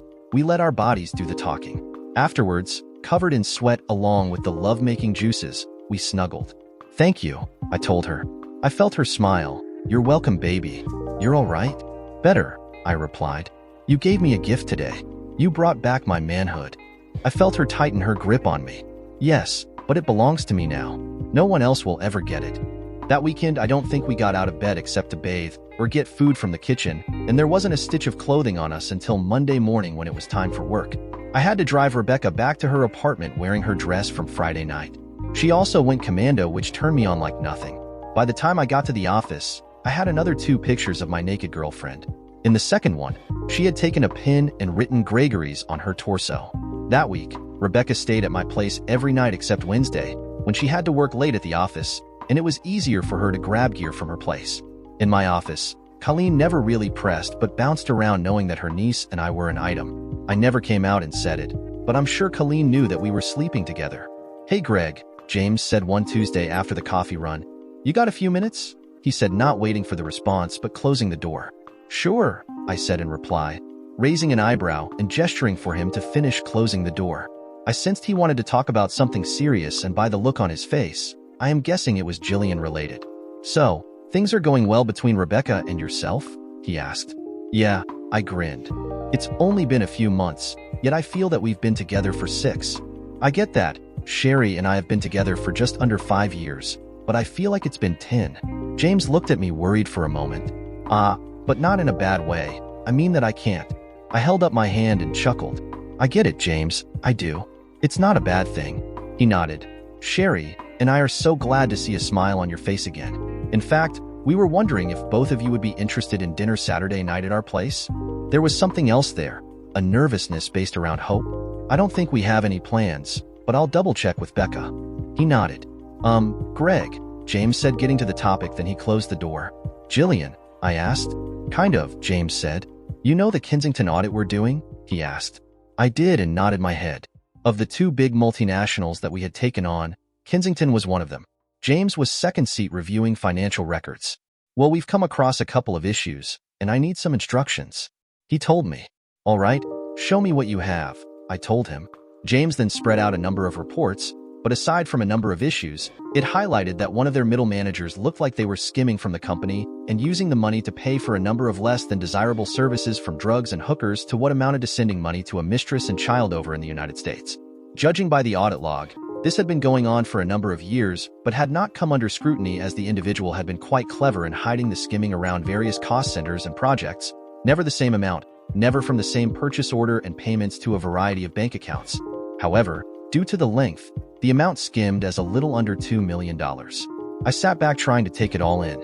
My mind was literally blown by the implications. So let me get this straight in my head, I said to James. For a little over 4 years, he's been skimming off the company to pay for drugs and hookers. Then for the last 3, it looks like he's been making child support payments using company money to a woman and child overseas.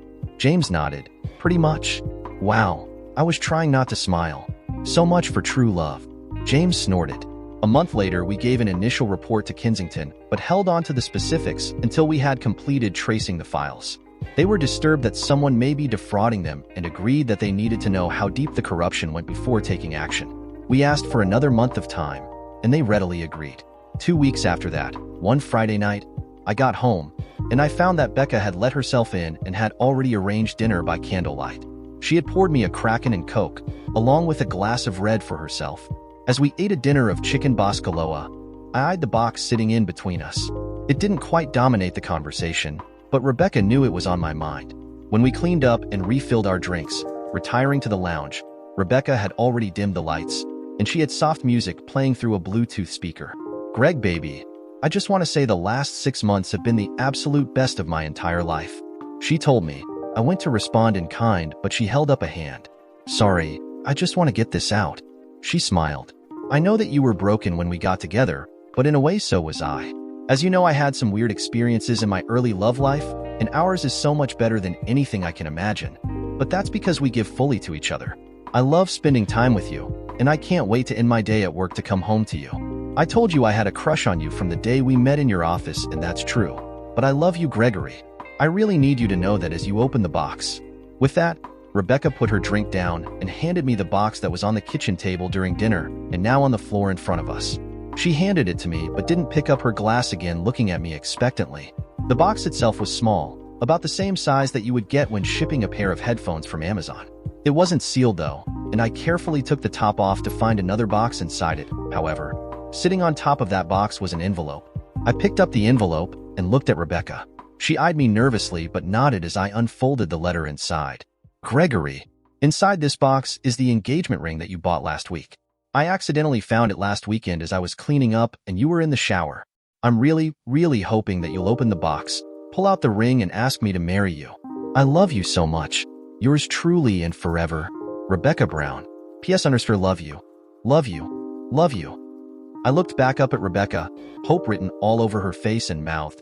I love you too to her as I opened up the second box, and there in the middle of a whole lot of tissue paper was the engagement ring box I had bought. Inside was a simple gold band with a single claw set diamond in the middle. I smiled at Rebecca, removing the ring box. I never looked inside the ring box, baby, Rebecca told me.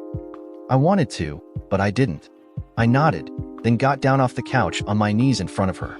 Despite the fact that Rebecca had orchestrated this a few weeks earlier than I intended, she gasped but smiled. Rebecca Brown, from the moment you turned up at my door, you have pursued me.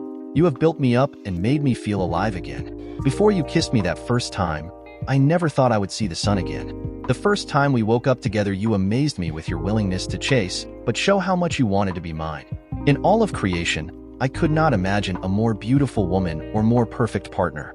You always surprised me by pushing boundaries, but never disappointing me. I had planned to do this in a couple of weeks at your family barbecue. However, I don't think either of us can let the moment pass us by. I opened the ring box. Rebecca Beth Brown, will you do me the honor of becoming my wife and agreeing to marry me? I finished. The words had barely left my mouth before she jumped to her knees in front of me and shouted, yes. She held out her hand and I slipped the engagement on her ring finger before she smashed her lips over mine in a smoldering kiss that caused me to get a little hard. Thank you, my fiancé, I told her. Oh, you are so going to have the most doting wife around. And wait till we have babies. I can't wait for you to knock me up and keep me barefoot and pregnant. Rebecca knew that would turn me on. She knew of the talk Jillian and I had about kids. A moment later, the doorbell rang, and I groaned as I had to separate from the woman I just proposed to so I could answer the door, not take her to bed and ravish her body until the wee hours of the morning. Opening the door, I was surprised to find Colleen, Rebecca's parents, James and Sherry. Congratulations! They all shouted as I opened the door and caught my surprise. I felt a pair of hands go around my waist. Sorry, baby. I wanted to celebrate us getting engaged, so I invited a few people around. The last surprise for the night, I promise. My now intended bride told me. We ushered everyone inside, her parents bringing 2 bottles of champagne with them. As they passed around glasses, I tried to act mock hurt since I had no idea. However, I couldn't help but smile. As Rebecca showed her ring to the ladies, I got slaps on the back from my intended father-in-law and James. We then sat down as a group and spent the rest of the evening laughing merrily at stories of both Rebecca and I growing up. Later that night, early morning, when everyone had left, Rebecca and I retired to bed. Before we fell asleep, though, she made me take a few more pictures of her with her engagement ring. However, in those photos, and even a video no one else would see, the engagement ring was all she was wearing. In keeping with the fact that my life is nothing but drama sometimes, it was about a month later that 3 things all happened within 48 hours of each other. The first is that we delivered the completed forensic audit to Kensington. In walking through the report with them, they were not happy at all. Heads would roll, and more than likely the authorities would be called upon. I tried not to be too excited in delivering the report. Kensington management didn't know I had something against the major player running the fraud. The second thing happened that same afternoon. Rebecca had taken the afternoon off work and come into my office with some paperwork, wedding ideas, and just to be a happy presence in the office to all the staff. It was reading through the legal documents that she put in front of me that I got angry at my intended bride for the first time. Becca, you have to be kidding me with this document. I told her, getting more and more upset as I read it. Why, baby? It should give you a lot of peace with our upcoming marriage. You'll be protected. Your house, the business, everything. I know, Becca, but it's unfair to you. This prenuptial agreement leaves you with almost nothing. No, it doesn't. It only leaves me with nothing if I cheat on you, which I am never going to do, she replied. In all other cases, the marital assets are split down the middle and your business and trusts are still safe regardless. Becca, baby, I said, I know you're just trying to show me how much you love me because of what Jillian did to me, but the protections I already have in place are enough. Rebecca held up her hand. I know, Greg, trust me, I know. She told me, now holding my hands. But this is my promise to you. The only way I walk away with nothing is if I cheat on you. As I told you, that is never going to happen. I picked up a pen and signed the document. I'm going to trust you, Becca. I know, baby. Trust me. We'll chuck this in a drawer and never need it. The rest of the afternoon, we discussed the document a few times. However, she was right. In the end, the document went into a filing cabinet drawer to collect dust. The third thing that happened occurred the following evening at home. I had just gotten home and Rebecca, now having permanently moved in, had sent me for a shower. I was just getting out when I heard yelling. Throwing on a pair of shorts, I hurried out to the entry. So, I move out, and he just moves on to some gussied up 304. I could hear my ex-wife shouting at my fiancé. I heard Rebecca laugh. Honey, you walked out the door pure and simple. You abandoned the most loving and kind man on the face of this planet, breaking his heart. And I am not gussied. Rebecca replied using her fingers for quotation marks. I held back in the hall, just out of sight. But a 304, yeah, I will own that. However, I am Gregory's personal 304. He gets my body unreserved for his exclusive use. Can you say the same when you were married to him? My fiancé hissed back at Jillian. Why, you little swine? I heard Jillian shout, and a moment later the rounding sound of a slap. I took that as my cue, hurrying the rest of the way into the room. Both women turned towards me as one, though Jillian was standing with a hand over a red mark on her cheek. I chuckled. Rebecca, I said with a smile on my face. Meet Jillian, my ex-wife. Jillian, meet Rebecca, my fiancée. Both women glared at each other a moment before separating as I moved to stand in the middle of them. You find this funny, Greg? Jillian asked me. Actually, I said, pausing for a moment. Yes, I do, as you weren't invited and started shouting at my fiancé before you got slapped. I do find it funny. Perhaps a little karma for the way our previous life together ended. Rebecca sneered at Jillian then, but I put a hand out. Enough, Becca. She stepped back, still glaring daggers at my ex. "What do you want, Jillian?" I said, sighing. "Why did you do it, Greg? Why did you have to destroy my life?" she asked, turning some of the anger at me. "What do you mean, Jillian?" I said innocently. "I have had nothing to do with you in almost a year now. As I recall, it was you who tried to ruin my life. You left me for true love, and damn the consequences." Behind me, Rebecca snorted. Jillian gave an angry glance at Rebecca, then back at me. "You didn't have to go and ruin Troy," she said, a note of mournfulness in her voice. I laughed, which caused Jillian to pale a little.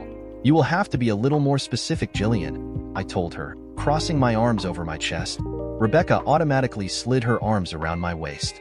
"It was other accounting that did the forensic audit of Kensington. It was your report that got Troy arrested. You didn't need to do that," Jillian said, her voice becoming softer. "What, should I not report to a business I am auditing when one of their employees has defrauded them a little over $2 million to be used on drugs, hookers, as well as a woman and child back in the US? I asked my ex-wife rhetorically. "Drugs? Hookers?" Jillian said, going white. "A woman and child?" Obviously, whatever truth Jillian had been told, it didn't include the salient details. I leant forward. "Yes, Jillian. The true love that you dropped me for had a woman and child back in the States. In addition, he stole company money to pay for quite a lot of drugs and hookers. It's all in the report.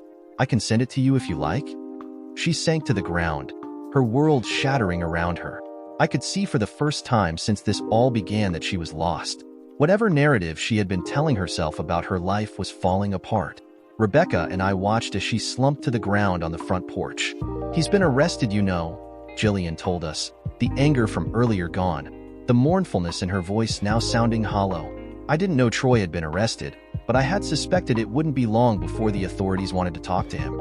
"We've been married less than 3 months, and a month of that he's spent in the States," Jillian told us. As we watched, Jillian started sobbing. "I'd be lying if I told you I didn't enjoy this situation in some way. I mean, it was good to see her getting the real taste of her true love. Yes, I felt for her, but at the same time she was also my tormentor. In a cruel and callous way, she had discarded me without a second thought. I'm a kind person, but when it came to Jillian, I could no longer be that kind. What do I do, Greg?" Jillian asked at one point, looking up at Rebecca and I. Rebecca responded for me. "You have a lot of balls to ask that of him after what you did to him," Rebecca said firmly, but surprisingly without venom. A little of Jillian's fire came back. "He was mine a long time before he was yours," Jillian retorted. Rebecca laughed, her arms tightening around me again. "He was never truly yours, Jillian. You never really let him into your heart. You never gave yourself to him 100%. You must have always held part of yourself away from him to do what you did to him." "That's not true," Jillian protested, shaking her head, looking at me. I just stood there still as a statue watching the conversation unfold. "I gave myself to Greg fully when we were married." Rebecca laughed. "Of course you did. That's why the moment your true love came back you started sleeping with him behind your husband's back. It's why you humiliated him in front of a group of people and tried to screw him out of his house, his investments, and even his business. Right, that's totally giving yourself to Greg." For a moment, Jillian said nothing. If a person could go transparent and fade away, I got the feeling that would be happening right in front of us. It was at last hitting home what Jillian had done, what she had given up. Rebecca's arms left my side, and she walked over and sat down beside Jillian in a surprising, compassionate move. "Jillian," Rebecca said softly, "you don't know my history. The first time I met Greg, I wasn't in a great place. At the time, he was happily married to you, and I could tell how much he loved you in the short conversations that I had with him. I heard more about him over time, and I must admit I was jealous of you." Jillian looked up, a note of surprise on her face. Rebecca kept going, and I leaned on the doorway, arms still crossed over my chest. "When I heard what you did to him, I was incensed. I wanted to come and slap you 3 ways from Sunday and make you see what you were giving up." Jillian was nodding slowly, her head lowered, looking at the concrete on the front porch. "But then," Rebecca said, looking at me and smiling, "I was at a barbecue for Greg the weekend that the divorce between both of you became final." Jillian looked up at me, something akin to pain showing in her eyes. I stayed stoic, wondering where Rebecca was taking the conversation. He was in a daze. Even Aunt Colleen was having trouble getting through to him. Jillian looked over quickly at Rebecca, startled by the revelation. Rebecca continued, "Yes, Colleen is my aunt. Anyway, Greg was broken. You had left him. broken your marriage and he was in danger of sliding into depression or worse. Gone was the kind and gentle man that had offered me comfort a couple of years before. My heart broke for him. Both women looked at me then, Rebecca with loving adoration, Jillian with mournful sorrow. Throughout the evening, even though Greg didn't see it, everyone spent time comforting him. He cried openly in front of all of us, not hiding his pain at what you did to him. He was being vulnerable. I think almost everyone at the barbecue hugged him that night, including me. Again, Rebecca smiled at me. Jillian drew her knees to her chest and wrapped her arms around her legs, still staring at me as Rebecca told her tale. After I hugged Greg, he doesn't recall it, but he said thank you. Right then I knew I could help him. I knew that I had a chance to stop his slide into bitterness. I knew then the spark of desire in my own heart to give myself to Greg could be built in the ruins of what you left behind. For a moment no one said anything. The following week I came over here, and when he opened the door, Rebecca said, a smirk on her face that mirrored my own, I placed the largest smoldering kiss on him that I could. Then I slapped him. Jillian's eyes went wide. She looked at Rebecca, then back to me as both Rebecca and I smiled at each other, both of us recalling the memory. That was it, Jillian. Rebecca continued her story. From that moment I was his, totally and completely. In my heart, there will never be another man. Another person that I will love as completely as Greg. The thought of doing what you did to him makes me want to be physically ill. You threw away someone who would have given you the world, and for that alone I thank you. He owns my heart and soul now, and if you would not have thrown him away, I would never have gotten my chance. Again, no one said anything for a minute, each of us lost in our own thoughts as we contemplated our individual journeys to this moment. How can you say that? Jillian asked Rebecca, again looking down at the floor. How can you say he owns you? What about your previous relationships, previous loves? Rebecca chuckled. Jillian, my previous relationships were a little twisted. Even now, Greg benefits from a little bit of overzealousness in our relationship, and I can tell you he does enjoy some of the kinky play in the bedroom. As my fiancé said that, Jillian looked at us. Rebecca saw an opportunity. Did you ever let Greg claim you? Rebecca asked. Did you let him explore your body? Did you dress up for him, turn him on in heels and corsets? Did you ever come home early and spread your legs naked for him on the bed as he got home from work and beg him to make you scream in ecstasy? Jillian balked a little at the in-your-face, confronting comments that Rebecca was saying. Rebecca was enjoying it. He is my man, and I am his woman. Jillian was breathing heavily, her face flush with embarrassment. Rebecca continued, you ask how I can do these things. My response is easily. For me, there is no greater testament to my love for Greg than to do these things for him. Jillian slumped back against the wall behind her, defeated. What do I do now? She asked questioningly. I threw away everything for a dream. Rebecca shrugged. Honestly, I don't care what you do. Jillian looked at her surprised. I'm just letting you know what you let out of your hands, and that under no circumstances am I letting you back into my man's life. He is mine, and if you try anything, well, I don't think you want to find out how crazy I could be if anyone messes with my happiness. Rebecca then got up and came back to my side. I found my voice. Jillian. My ex looked at me, defeated. Rebecca is right. She belongs to me, and I totally and completely belong to her. We're getting married, going to have kids, and hopefully love deeply till our dying breaths. Becca is also right about love. For my own part, one don't love you anymore. I have the memory of once having loved you. However, between your betrayal and Becca in my life, there is no love left in me for you. If Jillian could look any more broken, I'm not sure what it would look like. And if I am honest, I said, I don't really like you. You hurt me like no one has before or will again. But I do have the memory of love, so with that, I will give you some advice. Jillian then looked up at me. Divorce Troy, I said. Leave him now before the shit really hits the fan. He's going away for a long time for what he did. Where will I go? She asked. I shrugged. I don't care. Perhaps Mark and Lena will let you stay with them. They're getting divorced, Jillian said sadly. I snorted, not really surprised. As you know, cheating on your spouse will do that to you. Look, Jillian, you need to figure that out for yourself. I am not going to be there for you. I'm not your friend. We're just two people that had something for a while. Is that how you really feel? There is no chance to be friends? Jillian said hopefully. Hell no, both Rebecca and I said in unison. With that, Jillian stood up and shook her head sadly. She looked at Rebecca and me standing arm in arm. Jillian sighed. If nothing else, thank you for your honesty. I do wish that we could have stayed friends. I had hoped at the beginning of all of this but I see now that it was all a dream. She again stopped and shook her head. Thank you. No one else has been honest with me. Look after each other. I hope you have a happy life together. With that, she walked to her car, got into it, gave us both a mournful look, and drove away. Over the following month, more details about Troy's arrest came out in the media. Our audit uncovering the fraud was mentioned in the news, and we ended up having to almost double our staff within the business by the end of the year due to demand for our services. Rebecca and I got married in a small ceremony with friends and family. We honeymooned in North Queensland, spending a luxurious fortnight on the golden beaches in the Sunshine State.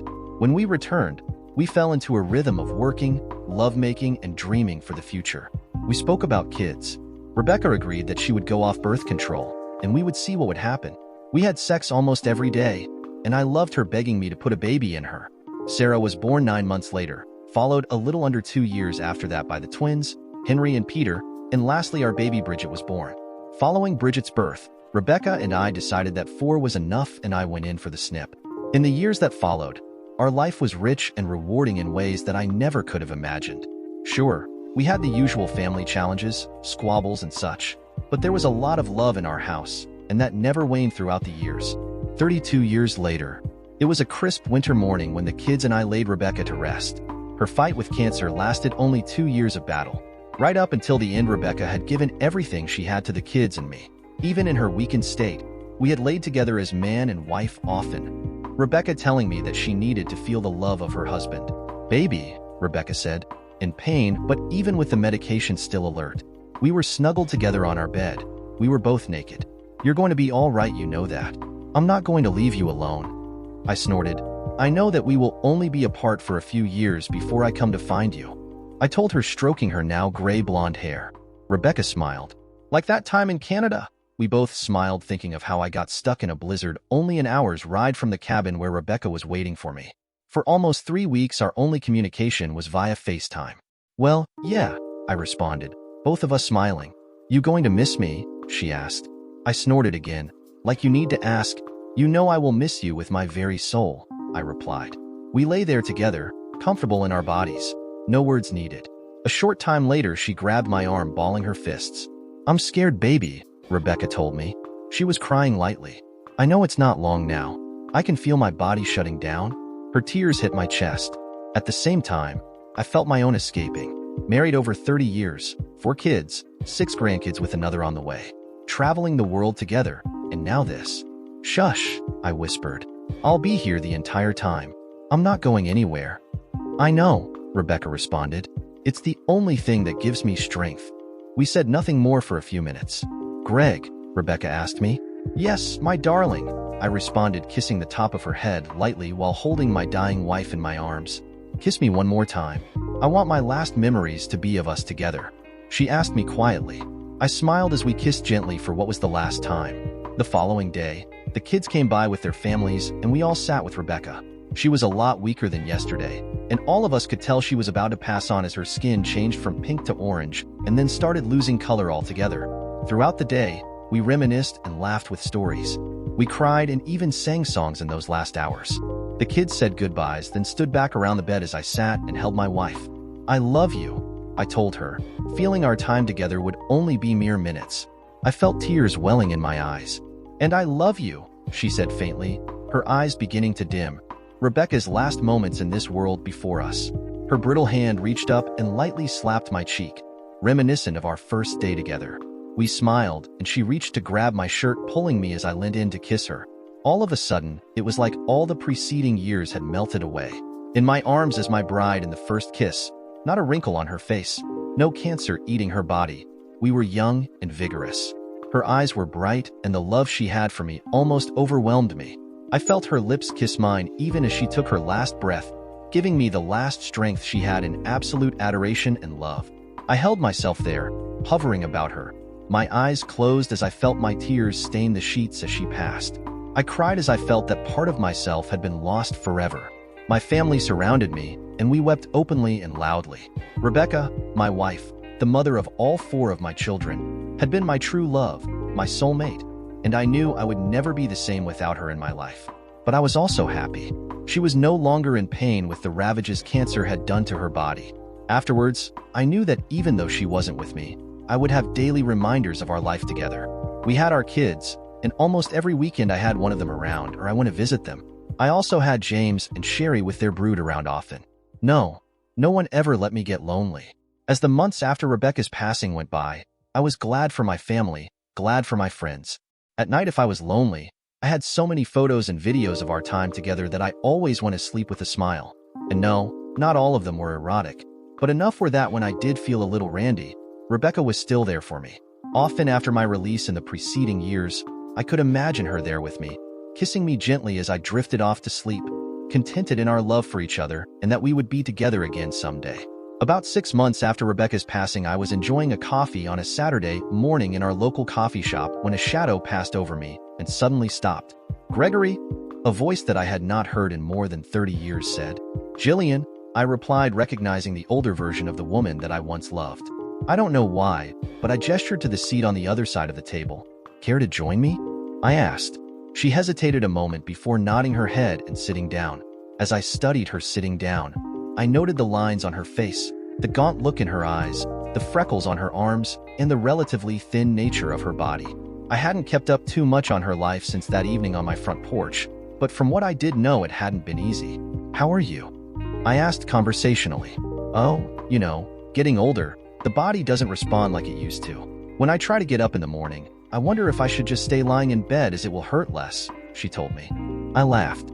I could understand that. Jillian smiled but then got sad. "I heard that Rebecca passed." "I'm sorry, Greg," she told me with real regret, which surprised me.